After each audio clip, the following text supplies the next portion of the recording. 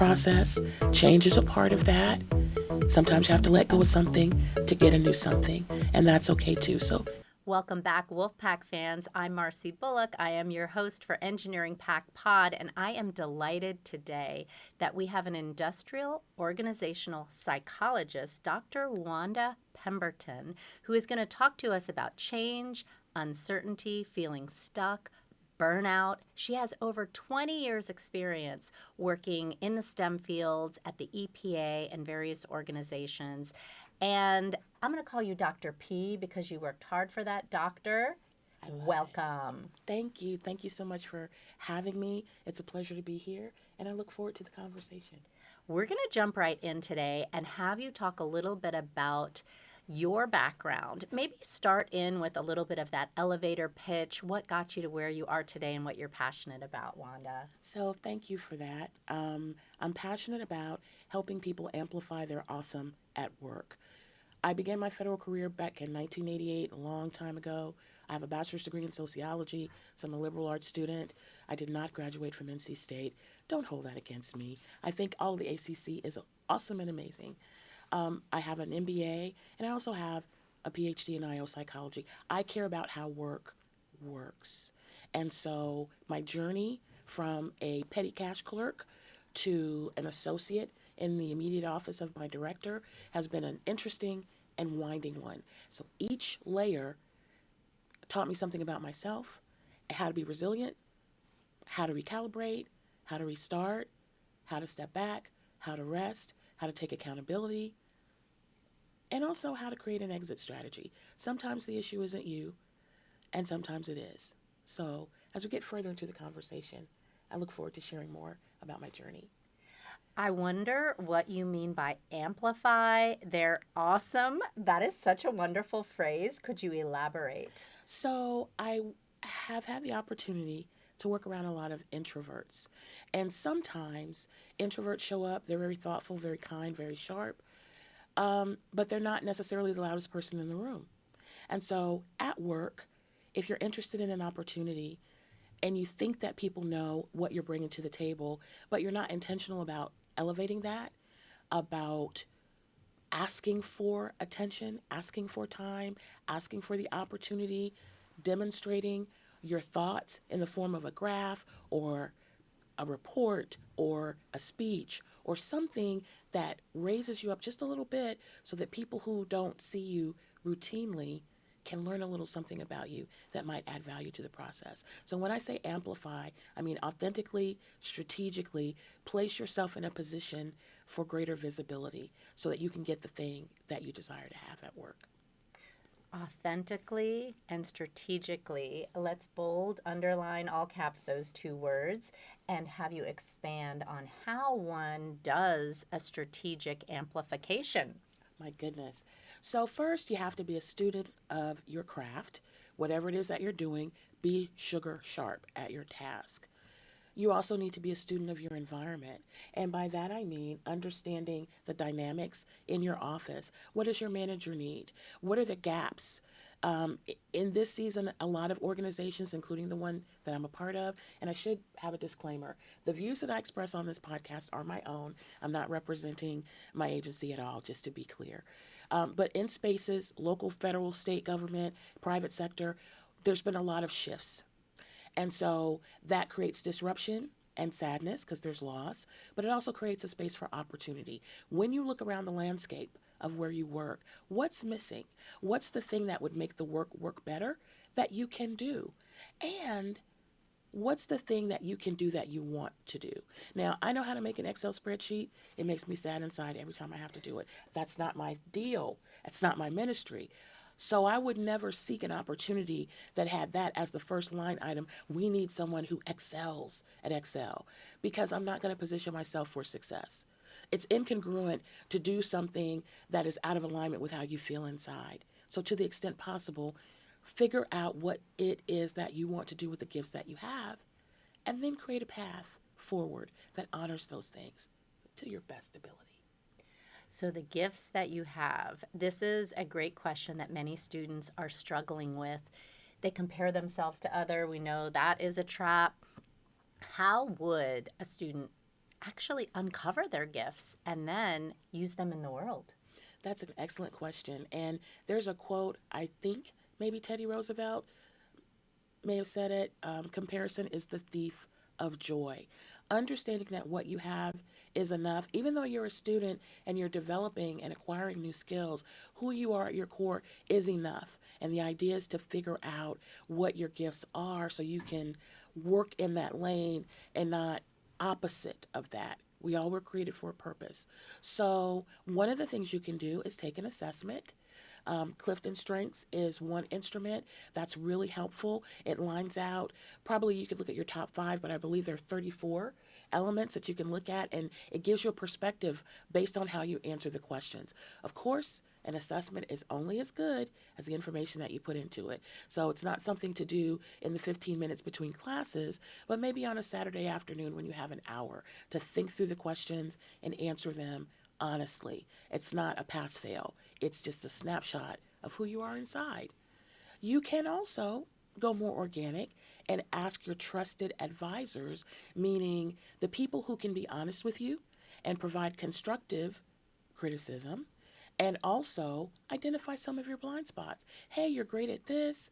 Hey, how come you don't do more of that? Hey, when you did that thing, it was so amazing. Asking people for feedback and letting them know up front that you want their feedback. Like, don't surprise them while you're in line at Starbucks. Create some time, buy them some coffee, and say, I really want to have a conversation with you because I'm trying to figure out my next best move. Can you give me some insight around how you see me? It's a fair question. It's a scary question too because you're putting yourself out there for feedback, and sometimes you might hear growth areas Yeah. and we can get bristly a little bit and defensive. What recommendation do you have for people that don't want to hear the negative? So here's the thing. If you decide that you want to have a more strategic approach to whatever your next chapter is, we have to be open to feedback. The reason I said trusted advisor, I should put that in quotes and an asterisk and in a yellow highlight, because everyone in your life is not necessarily there because they want to see you win. We don't have time to unpack that on this podcast. But understanding your circle of safety, whoever is someone you would trust with coaching, with a secret, with a review of your work, that's a really big project and you don't worry about them stealing your ideas and taking credit for things. Someone that you really, really trust. Those are the people that if you give them permission to be honest, and you need to do that, they will give you insight and information that maybe you can't see yourself. Because if you're in a frame, you can see the entire room, but you can't see you because you're in the frame. So these are the people that can see you. Those are the ones to trust and ask. And this is also, I think, a phrase that I've used is board of directors. It's almost like you're the CEO of your life and you have assembled this board to sit around the table and you get to pick who's in the seat. And they should be actually adding and making you feel nurtured and thinking about developing those relationships. You talk a lot about burnout versus thriving. And I just don't know anyone who doesn't feel overwhelmed right now. Like you said, change and this season, it's very trying. What are some thoughts you have about moving from burnout to thriving? First of all, recognizing that you're tired. In this hustle culture, I've got to get my grind on, I've got to go to the gym, I've got to do this. And we stay on this treadmill and it doesn't leave space for rest and reflection. And if you're being paid to do a job, you should do that fully. I don't believe in slacking there. However, no one works 24/7. Even nurses that work long hours do get time off. So taking some intentional time to say, you know what, on Saturday, I'm not going to work on this report. I'm not going to work on this study. I'm not going to go to my job. I have that day off, to just recalibrate, to be still, to breathe, to have some tea, and then to think about all of the demands that are on your plate, and then to think about what's the priority order of the things that I'm responsible for getting done for me, for others, for my instructors, for my employer. Make a list of the things and make sure that you're tackling them in the right order. Does that make sense? Yes, prioritizing and looking at your own values and what's Hmm. important to you and resting. It's so important because you can't give to anyone else unless you take care of that container that's carrying you on this planet. 1,000% correct. You can't serve anyone from an empty cup. And if you can envision a cup in a saucer, we you can serve people from your overflow, which is the stuff that spills into the saucer. But the cup, that's for you so that you can be okay and at your best to the extent possible. No one gets it right all the time. And giving yourself grace and space for a restart. Yesterday was kind of tough, but today is a new day. What can you do differently? What did you learn from what didn't go so well? You know? And staying away from people that are super critical and, everyone in your circle doesn't want to see you win. And sometimes when you're trying to grow, it makes those people uncomfortable because the new version of you isn't giving them what they're used to getting from you. And you have to be okay with releasing people in a new season. It's okay. You'll get some new ones and it'll be even more awesome for you. That's very true. And when I said that board of director, I said sometimes you can just absolutely fire someone from your board. It's like an emotional bank account. Are they depositing? Are they Hmm. constantly just withdrawing? Hmm. Oh my goodness. We are kindred spirits. I want to hear you talk about this idea of intentionality in your career and how an entry level person who's just wide eyed, beginning the journey in their professional identity can communicate with intention.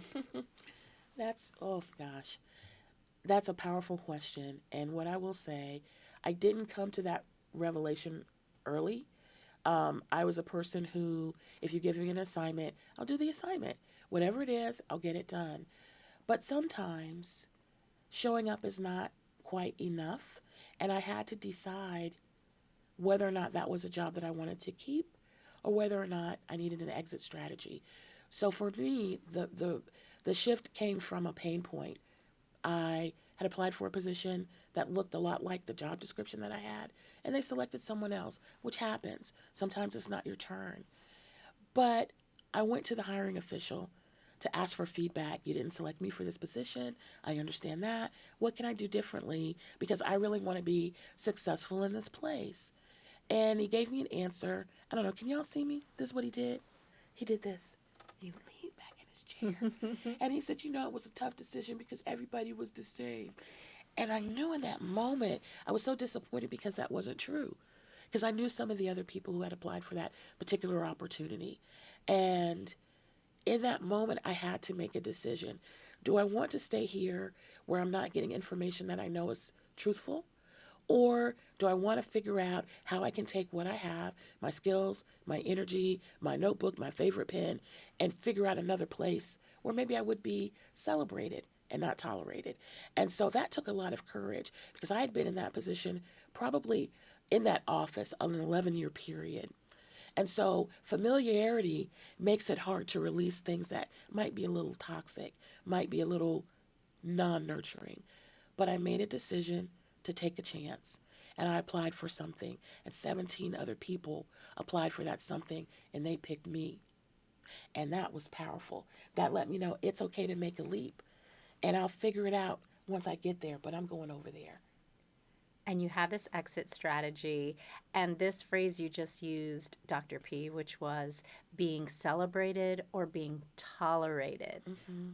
I am just letting that marinate for a minute. And I want our listener to think about if they feel celebrated where they are right now and they feel like they're important and relevant and worthy. It is not something that you get all the time. I want to be clear. When you apply for a job and you sign that contract, you're agreeing to do what those people are asking you to do in exchange for a love offering every 2 weeks. That's the deal. Now, work is a system. It's not designed to nurture you and build you up and give you a hug and a high five every day. It's not. But when an organization is healthy and intentional, it creates spaces for connection. It has managers that not only assign work, but also mentor and coach a little bit. Are you getting what you need? How's that work going? I see you. Hey, thanks for that. Great job on the Henderson part. It's a blend. And so if you're in a space where you're not getting enough of that kind of energy, the stuff that promotes engagement, the thing that makes you want to wake up before your alarm clock goes off. If you're not getting much of that, it may be time to reconsider. Are your expectations set at the right frequency? Have you outgrown that space that you're in? Or is it time to be in a different space? And those aren't easy questions to answer. A steady paycheck is important in this day and time.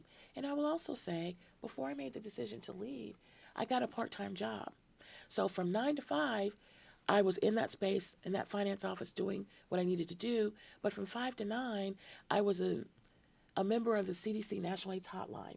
I used to take phone calls at night, dealing with HIV and AIDS, completely unrelated to my 9 to 5 job. But in that space, I could be the version of myself that I loved and embrace kindness and empathy and all the things that I didn't have room for on my 9 to 5. So that gave me a sense of harmony, not balance, because I think it's tough to achieve that. But I felt better because I could be myself in one place. You and I are kind of, shall I say, touchy-feely in a way. I'm just going to guess, but do you have woo in your Clifton Strengths? I Do you remember? I don't remember if I have woo or not. Well, I think both of us are a little bit like the emotional intelligence, the feelings are important. But I appreciate the way you just phrased that because you talked about the realities of the financial situation that we all have to put food on the table. That's right. And our employer is not there to baby us.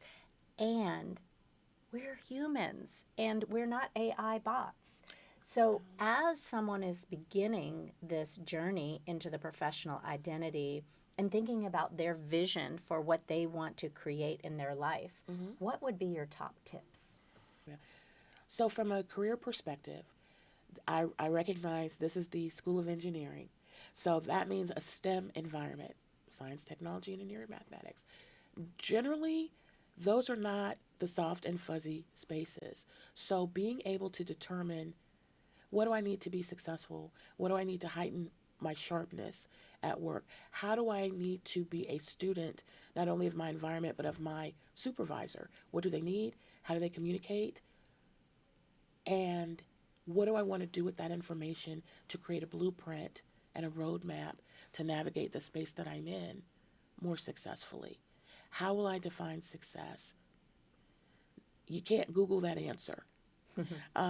You have to know what resonates with you, and that's going to require time and intention. And it is also okay to change your mind, but you can be realistic and optimistic at the same time. Meaning, if it doesn't feel good one day, that's not a sign to quit your job.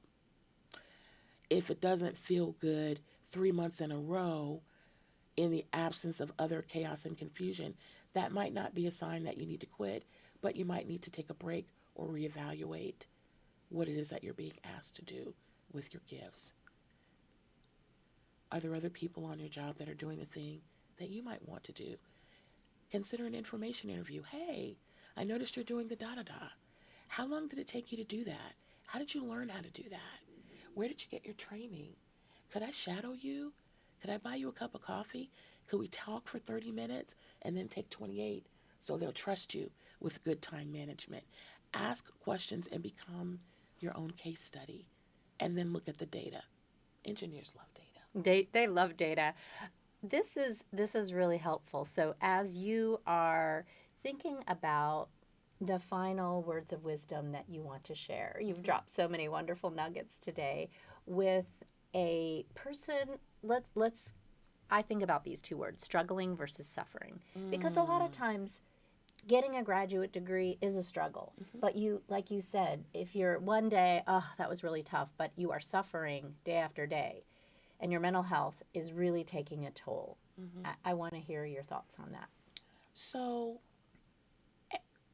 at work, sometimes they have EAP programs, employee assistance programs, where you can have a trusted person who's not in your supervisory chain, where you can be candid and open up about the things that are troubling you, that are bothering you. I know there are online platforms, BetterHelp and whatever. But if you're struggling, meaning you're always out of balance, you need other things to get you going, things that you can put over ice, things that you have to light with a cigarette lighter. If that's all every day you need that, that's a sign that something's maybe out of balance. Being stretched is not the same as a struggle. A stretch assignment is I'm doing a new thing. I'm bringing my brilliance to that process, but there's some things that I don't know or don't have mastery over, and it's uncomfortable. That's okay. But suffering and struggling where you have more sadness and darkness, don't feel hopeful. Don't want to change out of your khaki pants more than twice a week. Don't want to iron your shirt. Don't want to eat. Don't want to hang out with your friends. That's movement towards isolation. That's a sign that something is not quite right. And I'll add into that our students have access to the counseling center, and we can link up to that in our show notes because they can make appointments to talk to therapists actually on the college side and through Division of Academic and Student Affairs. And wellness.ncsu.edu is the fastest way to find all these resources. Change. This is going to be our last piece of this conversation. You have worked with so many leaders that are dealing with change and transition. And the change from student to professional is just a huge life quake where you don't know who you are at that point. You've been a student your whole life. Thoughts on navigating those transitions? So, change in and of itself isn't a bad thing, but it does feel disruptive. If you are transitioning from being a student to a professional, the expectations at work are going to be different for you. If you're an intern, there's a lot more hand-holding. If you are a full-on employee, they're expecting you to be self-sufficient. They're expecting you to be a self-starter.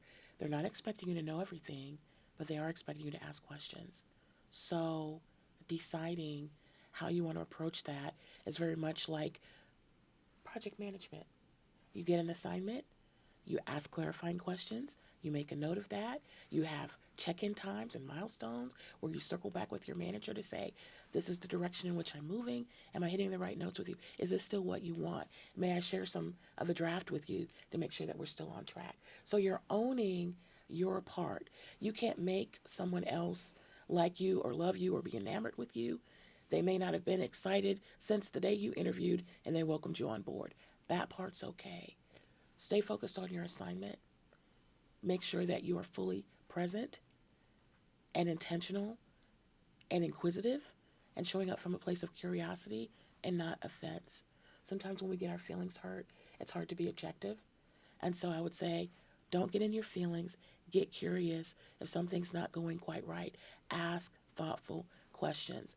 And take a pad and a pen with you or your iPad so you can capture notes, so you can remember what someone shared with you so that you can use it to build something better. And remember that you are enough. You're well equipped for the journey that you're on. Growth is a process. Change is a part of that. Sometimes you have to let go of something to get a new something, and that's okay too. So be brave. It's okay. You are enough. Let's go ahead and close it out with the curiosity and you are enough. Thank you, Dr. Wanda Pemberton. This has been a lovely conversation. Thank you so much for having me.